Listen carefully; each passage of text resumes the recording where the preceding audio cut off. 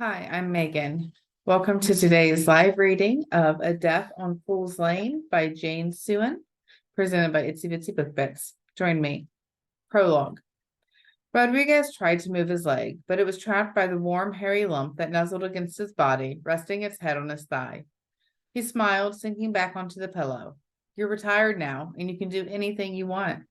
He watched the German shepherd snoozing peacefully beside him. He'd been Max's handler, and they'd formed a tight-knit bond, working together in a special police unit. Max was exemplary, highly intelligent, and an unparalleled sniffer. A well-trained cadaver dog who also saved lives, he was a veteran of countless search and rescue missions. When the dog retired, Rodriguez adopted him and signed off at the same time, planning to spend their well-earned sunset years together. Hey, he said, giving Max a gentle nudge. Let's go for a walk. At the sound of the word walk, Max's ears perked up and his eyes popped open. Rodriguez laughed. It was their routine now. Going for the morning walk and enjoying this time before most people woke up was a nice way to start the day with the early joggers and chirping birds. Afterwards, they'd come home and he'd make a pot of coffee and have a leisurely breakfast, read the newspapers, and feed the dog, but not in that order. He'd take care of Max first. Rodriguez dressed quickly in sweats, a top, and loose pants, whistling as he walked around the house, picking up his keys and the dog leash. Max barked in excitement when Rodriguez opened the door, and the crisp, fresh air, earthy smell, and the sounds and sights of the slowly waking world greeted them. They started about the same time each day. Today, the sun was rising, casting glows of soft light, chasing away the shadows of the night. Yet Rodriguez shivered, chilled by a cool breeze. They traveled their usual path down the sidewalk, turned left, and went to the next street, and then left two more times, bringing them back home. It was about a mile. A short, brisk walk. Max led the way, stopping now and then to explore a patch of grass or something else. Until today, when they walked by one property on Fool's Lane. The dog sniffed, and then all of a sudden he lurched toward the house and charged onto the front lawn, dragging Rodriguez along. Max was unstoppable. His keen sense of smell and training kicked in as he recognized the familiar scent of death from previous searches for missing persons and bodies. The dog pulled Rodriguez across the yard. Rodriguez gave in and trusted the instincts of the canine, making his way to the backyard. Excuse me. As Max tracked down the scent to its source. Despite all the signs, Rodriguez was shocked by the sight under the sprawling oak tree. Chapter 1. Christmas with my mom. It was like old times. I loved the bright, festival lights, the smell of fresh cut fir trees, the Christmas music, and the sweet and tangy taste of hot apple cider, and my mom's delicious home-cooked meals. Despite my best intentions to come home regularly, I saw less of her since moving away to college, but that made my homecomings all the sweeter. She'd been my biggest supporter and cheerleader. I wanted her to be proud of me. She told me once that she labored over 40 hours when she birthed me. I figured the least I could do was make up for that. She'd mumbled that it was worth it, and the pain was only a distant memory pushed away by the joy I brought her. I often caught my mother look at me with an endearing expression. What? I asked her. She just smiled and said, I'm proud of you, kid. Mom was never one to gush over me. She'd given me plenty of breathing room. I'd made a few poor decisions, but I'd learned each time. Lessons like these made more of an impact than any classroom teaching. Life could be funny. A mistake could turn out being a gift, a trial run, a chance to make things right the next time. A glimpse of someone's character, a lifesaver. A mistake could also be costly and bad. One thing was for sure, take nothing for granted. I'd learned that the hard way. I wasn't a kid anymore, but a young adult, my teenage years barely behind me. I had finished a busy semester in college studying journalism and was looking forward to a 3.5 week winter break before classes resumed in January. I had some time off to see myself and to see mom. My friend Cassie had called during exam week with an invitation. My Aunt Madison is going out of town during the holidays and she's looking for house sitters. Where does she live? Briar Hills. It's a small town north of here and close to the city. She said she'd be away for a few days after Christmas and the place would be empty. It's a huge house and we could stay there for free. Interested? I'd missed Cassie, beautiful, leggy, redheaded. She was Southern born and bred. I hadn't seen her since she invited Bob and me to her grandmother Nora's cottage at Lolly Beach last summer. That was a summer I would never forget. The attack on Cassie's friend and later to be fiance Blake.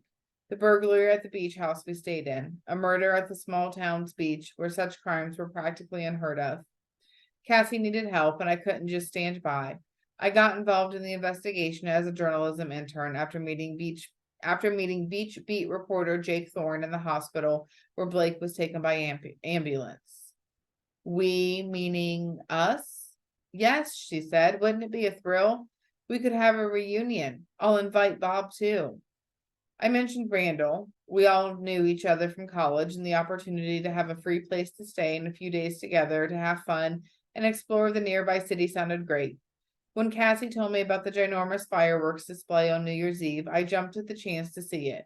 It would differ vastly from the fireworks in my hometown, which usually lasted only a few minutes. It took several calls to discuss our plans after checking with friends and family. We finalized a time we'd all be available to get together and leave town. Our winter break would be split into two, spending roughly the first half at home with our families over Christmas, and the second half on our trip starting the day after Christmas to New Year's. It sounded like a splendid plan. Just the thought of traveling was enough to get me excited and start packing. But I couldn't help thinking of the contrast before and after Christmas, like day and night. Light and dark, yin and yang, two halves of a circle. The days before Christmas filled with excitement, love, warmth, and good cheer, and then it flipped. The days after Christmas to New Year, a letdown. I had worked hard throughout the semester, and now I'd play hard. At least that was the plan. A change of scenery and some fun with friends would be exactly what I needed. Of course, I was leaving Mom behind. She encouraged me to go and insisted that she'd be fine by herself on New Year's Eve. I suggested maybe she could join us, and she made a joke about looking forward to some peace and quiet. Mom didn't show any disappointment, but I vowed to myself that one day I'd treat her to a trip, just the two of us. I could take some time off after I graduated from college and save some money. I knew some places Mom wanted to go, but in the past I couldn't have afforded it, and the timing hadn't been right or something else had come up. Perhaps I could surprise her with 2 tickets in hand, refusing to take no for an answer. Later. Watch out in the big city, she'd said. Mom, we're going to Briar Hills to house sit. It's a small town with a low crime rate. I don't think much happens out there outside of the police writing parking or speeding tickets, I said. Mom was worried about the crime. Every day on TV, there'd be news. Compared to the relatively peaceful community in our small town, the city was a scary place. I told Mom I'd be careful and that traveling as a group, we'd all be safer. She'd given me the usual cautionary advice, and most of it was common sense. Don't go out at night alone. Watch where you're going. Stay alert. Even though I'd reassured her we'd be careful when we went sightseeing in the nearby bustling city, she'd still be worried about me. It ended up being the 3 of us, Cassie, me, and Randall, going on the trip.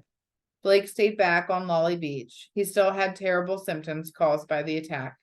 He suffered excruciating headaches, nausea, dizziness, and other post-concussive symptoms of traumatic brain injury. Blake couldn't go with us. Bob had plans already and couldn't make it either. He said for us to live it up and have fun in the city. Randall was super excited to go on the trip. He was a lifelong Southerner like Cassie, but unlike her, he'd never traveled outside of the state.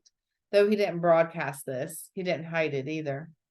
Mom was glad it wasn't just us girls on this road trip. I kidded her back. Her response was, at least someone knows how to change a tire. She was right about Randall. He was handy and could practically fix anything. Of course, that wasn't the reason I asked him. You'll see, I told Cassie. Randall is a handful to get used to at first, but once you do, he grows on you fast. He's a good guy. I trust him. And in a pinch, he always has your back. Cassie had taken a semester off last fall and stayed in Lolly Beach to look after her beloved grandma, Nora, whom she adored. She was with her when she passed away. She remained a friend to Blake after he was hospitalized. The road to rehabilitation could take years, the doctors warned, and there were no guarantees of a full recovery. Blake was a fighter with a strong will to live. He never gave up. He was the owner and chef of a crepe food truck. Cassie had become his inspiration for a new crepe, and he named his special creation the Cassandra. The romantic relationship had blossomed. When he proposed, Cassie was ecstatic. After finals, I had talked to her to see if she'd be back in school for the upcoming spring semester. Cassie said it was doubtful, but she looked forward to seeing me during the winter break. She sounded exhausted, although I'd never heard her complain. She had taken no time off, and carrying the weight of her worries and helping to take care of Blake was wearing her down. Now, with perfect timing, her aunt needed house sitters during semester break. Blake had urged Cassie to go without him, insisting he felt well enough to look after himself for a few days at least. Cassie made the arrangements with her aunt, and all I had to do was pack.